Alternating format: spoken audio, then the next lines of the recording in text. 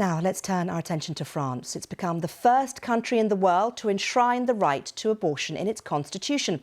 A special joint sitting of both houses of the French Parliament voted for the amendment. Polls show around 85% of the public supported the reform.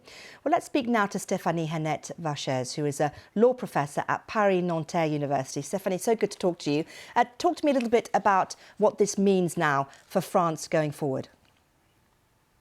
Well, I think it's a very important step, first of all, because it was really passed this evening by a very important margin of 780 votes in the special joint session.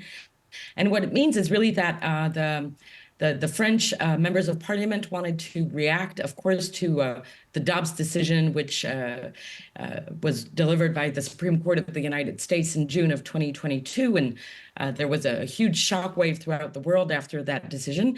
And the idea in France was really to say that we really wanted to prevent any kind of change in the political atmosphere around abortion rights. And we really wanted to secure the equilibrium that is the result of 50 years of legislation in France and sort of lock it into the Constitution. Tell me a little bit about the kind of attitude in France towards this, because 85% support is very high, isn't it? Considering there is an element of, right-wing politics in France. There's, of course, the Catholic Church.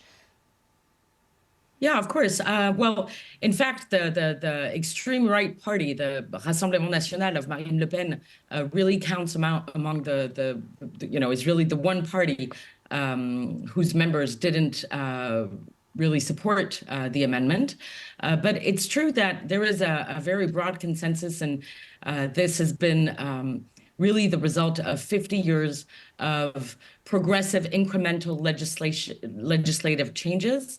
And it's also important to note that, unlike in other countries and most remarkably in the United States, abortion issues have not really been framed in terms of conflicts of individual rights in France, but they've really been incorporated as a service of public health. It's really a public health paradigm that has probably secured the situation where we're at, which is one that is much less polarized than in many other countries.